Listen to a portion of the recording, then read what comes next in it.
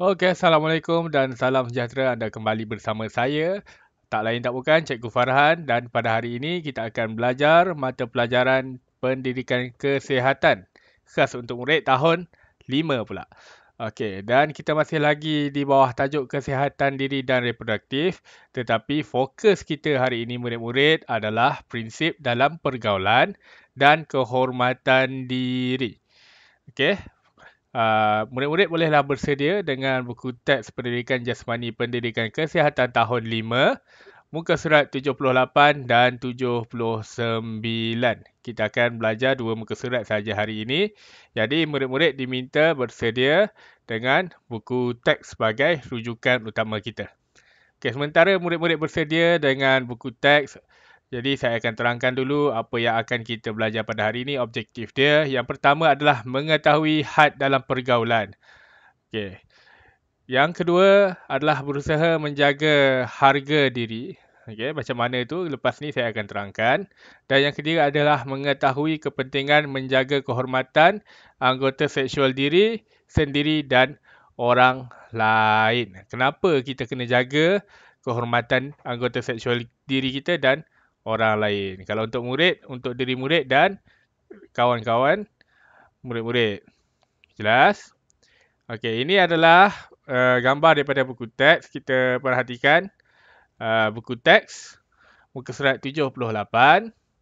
Okey, tajuk dia dalam buku teks adalah berhemah, peramah dan bersopan. Okey. Saya akan besarkan. Okey. Dekat sini dia kata Siti Aisyah sentiasa menjaga tingkah lakunya dalam pergaulan. Dia mengamalkan prinsip berikut dalam pergaulannya. Okey, siapa Siti Aisyah?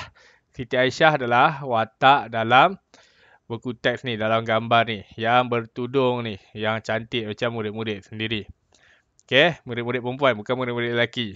Cantik untuk yang perempuan. Handsome untuk saya. Okey, untuk murid-murid lelaki. Okey, kita ada 6 dekat sini prinsip dalam pergaulan. Okey, prinsip ini bukan saja untuk Aisyah saja yang berada dalam gambar ni, tetapi untuk murid-murid juga. Untuk murid-murid juga. Okey, saya telah pemasukkan ke dalam slide saya. Okey, ada 6, 1, 2, 3, 4, 5, 6. Dan saya akan kita akan baca apa itu prinsip dalam pergaulan ataupun batas dalam pergaulan, dan saya akan terangkan kepada murid supaya murid-murid lebih faham dengan apa maksud setiap batas dalam pergaulan ni, setiap prinsip ini. Okay, yang pertama adalah menjaga batas sentuhan semasa berinteraksi. Okay, berinteraksi ni maksudnya semasa murid berkomunikasi. Waktu murid dengan kawan-kawan murid, macam mana kita nak jaga batas sentuhan. Okay, murid-murid masih ingat tentang sentuhan selamat, sentuhan tidak selamat dan sentuhan tidak selesa? Itu murid kena tahu. Okay, sentuhan selamat adalah sentuhan yang dibolehkan. Untuk sentuhan tidak selamat adalah sentuhan yang tidak dibolehkan. Okey, kita lihat pada gambar di dalam video ini, di belakang saya ni. Okey, gambar yang dekat mouse saya ni. Okey, gambar lelaki dan perempuan. Okey, ini adalah gambar contoh untuk murid. Okey, murid-murid tidak bolehlah sentuh bahagian yang dipangkah ini. Okey. Lagi-lagi murid-murid di dalam kelas. Saya tahu murid-murid suka main tepuk-tepuk, berkejar-kejar, sentuh-sentuh kawan. Okey, kena jaga batas pergaulan antara murid. Tidak kira sama ada murid lelaki dengan murid lelaki ataupun murid perempuan dengan murid perempuan ataupun antara murid lelaki dan murid perempuan. Itu lagilah tidak boleh. Okey, kita pun dalam Islam pun kita perlu menjaga batas. Kita tak boleh sentuh seseorang dengan sesuka hati. Okay, yang kedua adalah melindungi kehormatan diri dengan tidak mendedahkan organ genital kepada orang lain. Okay, dia kata dekat sini nombor 2, melindungi kehormatan diri dan tidak mendedahkan. Tidak mendedahkan tu macam mana? Maksudnya janganlah kamu pakai pakaian yang menunjukkan anggota genital tu. Tak fahamlah cikgu anggota genital tu. Okey, anggota genital tu murid-murid adalah anggota seksual kamu. Okey, kamu dah belajar sebelum ini. Okay, jadi jangan kamu dedahkan. Jangan bagi orang sentuh. Sebelum ni kita dah belajar. Jangan bagi orang sentuh. Jangan bagi orang nampak. Jangan bagi orang ambil gambar. Jadi kamu janganlah berpakaian pakaian yang tidak sesuai. Itu sahaja. Okay, murid-murid perlulah pakai pakaian yang sopan. Yang menutup aurat. Okay, jangan pakai pakaian yang macam, okay, kalau perempuan, kalau kat rumah tak apalah. Kalau dekat kawasan awam, kawasan sekolah ke, kamu keluar daripada rumah, mesti pakai pakaian yang sopan. Jangan kamu pakai skirt tu, kalau boleh, nak biar paras-paras punggung je. Jangan. Nanti kan, ada orang tiba-tiba geram, dia cuit paha kamu kan. Yang lelaki pun sama, pakai pakaian yang lengkap. Okay, seperti yang saya tunjukkan ni, dia yang berpakaian kemas ni. Okay, jelas. Jangan ikut yang pakaian tidak sesuai ni. Okay, seterusnya kita lihat nombor 3 adalah mengetahui dan sensitif kepada peraturan budaya dan agama orang lain. Okay, dekat Malaysia kita ada agama Islam, agama Kristian, agama Buddha, ada agama Hindu dan kita ada banyak lagi agama yang ada di Malaysia. Sebab Malaysia adalah satu negara yang berbilang bangsa dan ada banyak budaya. Okey, jadi kita kena sensitif lah dengan agama-agama orang lain. Okey, kalau murid-murid beragama Islam kan. Okey, jadi murid-murid janganlah berkata sesuatu yang tidak elok tentang agama orang lain. Kerana kita sendiri pun tidak suka kalau orang lain bercakap buruk tentang agama kita. Okey, jelas? Yang keempat adalah berusaha menjaga harga diri dan imej kendiri yang terpuji.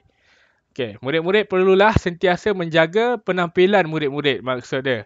Jangan kamu selebet, kotor je, nampak pun macam orang yang dah lama tak mandi, pakaian kamu kotor.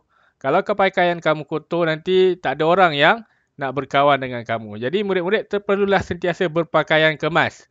Terutamanya ketika di sekolah. Okay, untuk murid lelaki boleh lihat pada gambar. Seperti ini, pakai biar lengkap, lencana, biar ada tanda nama, biar ada baju, biar bersih dan wangi. Barulah murid-murid akan rasa selesa. Orang pun akan nak berkawan dengan murid-murid dan murid-murid akan berasa lebih yakin dengan diri murid-murid. Untuk murid perempuan, okay, bolehlah berpakaian seperti di dalam gambar ini juga. Okay. Untuk yang bukan Islam, bolehlah pakai blouse ni. Untuk murid Islam, kalau boleh pakailah lengkap, pakailah tudung. Cuba tutup aurat kamu. Faham? Okay, inilah baru dikatakan berpakaian kemas. Okay, jelas? Bukan pakai pakaian yang kotor ataupun yang terdedah. Seterusnya, nombor 5 adalah mengamalkan sikap bersopan di khayalak ramai dengan tidak menyentuh anggota seksual. Okey, murid-murid perlulah sentiasa menjaga adab sopan kita. Okey, kita tahu apa yang boleh buat, apa yang tak boleh buat kan. Jadi murid-murid apabila dengan orang lain ataupun berada di kawasan awam, di kawasan umum, janganlah murid-murid melakukan perkara yang tidak sepatutnya. Sebagai contoh, dekat tempat awam lah kamu nak garu punggung kamu ke, ataupun kamu nak korek hidung kamu ke. Yang tak elok lagi, suka pegang bahagian kemaluan kamu tu. Jangan lakukan di khayalak ramai. Supaya apa? Supaya orang tidaklah memandang rendah kepada kamu. Kerana seorang yang normal, dia tahu cara untuk menjaga adab sopan. Okay? Bukannya sekejap-sekejap pegang dekat bahagian kemaluan kamu tu. Jangan. Okay, walaupun gatal sekalipun, pergilah tempat yang tersorok sikit, barulah kamu garu. Satu lagi, yang selalu terjadi dalam kelas, suka lawan kentut. Ada di antara kamu yang suka lawan kentut. Kentut kuat-kuat. Sengaja je dia nak buat benda tu. Itu adalah perkara yang tidak sopan. Okay, kalau nak kentut, okay, boleh minta cikgu, izinkan saya keluar kelas. Pergilah kamu ke tandas ke, kamu kentut lah. Okay. Yang seterusnya, nombor 6 adalah bersyukur dan bersedia menerima bentuk fizikal diri sendiri dan orang lain. Kamu kena terima diri kamu sebenarnya. Batas dalam pergaulan ni, kamu kena terima diri kamu dan diri orang lain. Kalau kamu tu dah kurus, dah handsome, dah cantik, Alhamdulillah. Syukur kepada Allah kerana kamu, syukur kepada Tuhan kerana kamu diciptakan macam tu. Janganlah kamu kutuk kawan kamu, mentang-mentang kawan kamu tu badan dia sedikit comel, sedikit besar. Jangan kamu kutuk dia. Kita kena sentiasa bersyukur. Okay? Kalau kamu buat perkara yang kamu kutuk fizikal orang lain, terutamanya, kamu ni pendek lah, kamu ni gemuk lah, kamu ni kurus lah, kamu ni tinggi lah, kamu ni hitam lah, kamu ni putih lah. Kalau kamu bercakap macam tu, nanti akan ada yang sakit hati dan tak nak berkawan dengan kamu. Jelas? Okay, kita tengok. Tengok. Jangan amalkan seperti yang di dalam gambar ni. Ni murid-murid yang nakal lah ni, dia kutuk kawan dia. Jangan kamu buat macam tu. Kamu tak suka diri kamu dikutuk, nama kamu dipermainkan, kamu tak suka dipanggil bulat ke, gemuk ke, bodoh ke, jadi kamu jangan melakukan perkara tu. Kalau kamu tak buat, insya-Allah kamu akan tidak menerima kutukan daripada orang lain juga. Jadi jaga diri kamu. Okey. Kita dah baca ke-6 poin yang diberikan dalam prinsip dalam pergaulan ataupun batas dalam pergaulan. Okey, kepentingan menjaga kehormatan diri. Kenapa kita perlu jaga kehormatan diri? Yang pertama adalah supaya kita dihormati oleh orang lain. Kalau kamu tak buat orang lain tak akan buat pada kamu. Kalau kamu hormat orang lain pun akan hormat kepada kamu. Jelas? Yang kedua, kepentingan menjaga kehormatan diri adalah selesa didekati oleh masyarakat. Orang lain akan rasa macam, bolehlah duduk dekat dengan dia. Sebab apa? Sebab selesa. Kalau kamu berpakaian kotor, badan kamu berbau, kamu rasa ada orang nak dekat dengan kamu ke? Tak kan? Okay, jadi sentiasalah menjaga penampilan diri kamu, jaga imej kamu. Okay, jaga perangai kamu supaya kamu selesa didekati oleh masyarakat. Masyarakat tu siapa? Kalau untuk murid-murid, kawan-kawan murid-murid lah. Okay, jelas? Yang ketiga adalah meningkatkan keyakinan diri. Kalau kamu dah pakai smart-smart, pakai tie, baju tight in, okay, masuk dalam seluar, okay, wangi, rambut sikat belah tepi, cantik, bukannya kusut. Jadi, kamu akan rasa macam, yakin dengan diri kamu. Barulah orang lain pun, seronok lah nak berkawan dengan dia. Dia ni handsome lah. Dia ni cantik lah. Jelas? Okay, itu untuk batas dalam pergaulan. Okay, kita dah habis untuk muka surat 76. Okay, dekat sini dia kata pengukuhan, senaraikan kepentingan menjaga tingkah laku dalam pergaulan. Itu adalah latihan untuk murid. Murid-murid perlu tulis di dalam buku pendidikan kesihatan, buku tulis. Nak tulis apa cikgu? Yang tadi ada dekat, yang ada dekat slide saya ni. Ini. Okay. Okay. Jangan tiru. Kamu cuba fikir balik apa yang cikgu sebutkan tadi. Okay. Kemudian kita pergi ke muka surat seterusnya iaitu muka surat 79 berkaitan kehormatan diri. Apa tu kehormatan diri? Sekarang kita akan belajar murid-murid. Sabar. Okey, dekat sini dia tulis, Lela dan Munir mengetahui akan kepentingan menjaga kehormatan anggota seksual diri sendiri dan orang lain. Kenapa dekat sini dia kata diri sendiri dan orang lain? Sebabnya, kamu kena jaga diri kamu. Kalau tak, kamu akan malu. Contohnya, berpakaian, biarlah berpakaian yang kain dia cukup. Janganlah kamu pakai seluar yang koyak. Nanti kan orang lain nampak apa benda yang tidak sepatutnya. Okey, faham? Okey, kepentingan dia dekat sini dia ada bagi 1, 2, 3, 4, 5, 6 dan 7 kepentingan menjaga kehormatan anggota seksual diri sendiri dan orang lain. Masih ingat anggota seksual? Bukan saja bahagian payudara dan bahagian kemaluan kamu tu, zakar, faraj kamu tu. Termasuk juga bahagian punggung, dubur, di bahagian mulut ini. Itu adalah antara bahagian anggota seksual. Jadi kamu kena tahu cara untuk menjaga kehormatan dia. Okey, kita lihat kepada slide. Cikgu dah masukkan gambar ni ke dalam slide. Okey, yang pertama murid-murid untuk kehormatan diri pula. Tadi kita jaga batas dalam pergaulan. Ini adalah cara untuk menjaga kenapa kita nak jaga kehormatan diri. Yang pertama adalah dihormati dan dipercayai oleh keluarga, rakan sebaya dan orang sekeliling. Okey, kalau murid-murid pandai jaga diri murid-murid, berpakaian kemas, tutup aurat apa semua, jadi orang lain akan percaya kepada kamu, akan hormat kepada kamu. Kalau kamu berpakaian tidak senonoh, kamu rasa ada orang nak hormat kamu ke? Kalau dah tak ada hormat, dia tak akan ada percaya. Walaupun dalam kalangan keluarga. Okey? Jadi kamu kenalah jaga kehormatan anggota seksual diri kamu. Okay, yang kedua adalah mudah bergaul dengan semua orang. Apabila kamu menjaga kehormatan anggota seksual diri kamu, orang lain pun akan selesa dengan kamu. Jadi kamu akan mudah untuk dapat kawan. Kalau kamu pergi tempat baru, orang pun akan berminat untuk berkawan dengan kamu. Tak adalah kamu jadi seorang yang terpinggir. Yang ketiga adalah meningkatkan keyakinan diri. Dah pakai handsome, dah pakai smart-smart, mestilah kamu rasa diri kamu handsome kan? Kalau perempuan mestilah kamu rasa diri kamu cantik kan? Itu adalah antara kepentingan menjaga kehormatan anggota seksual diri.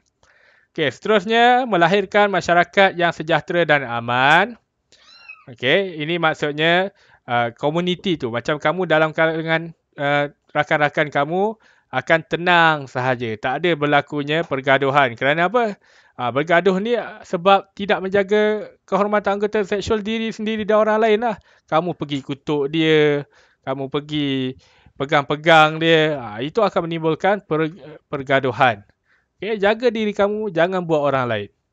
Seterusnya, maruah diri dan keluarga terpelihara. Kalau kamu pandai jaga kehormatan anggota seksual diri kamu dan orang lain, maruah diri kamu ni akan terpelihara. Okay, maruah ni apa? Rasa malu tu, rasa bangga pada diri kamu tu. Okay, kamu kena jaga benda tu. Okay, kalau kamu buat orang lain, nanti nama buruk, kamu akan dapat nama buruk. Keluarga kamu pun akan malu. Jadi kalau kamu tidak melakukan perkara yang tidak sepatutnya, kalau kamu tidak melakukan perkara yang tidak sepatutnya, kamu akan dihormati. Kalau kamu melakukan perkara yang tidak sepatutnya, kamu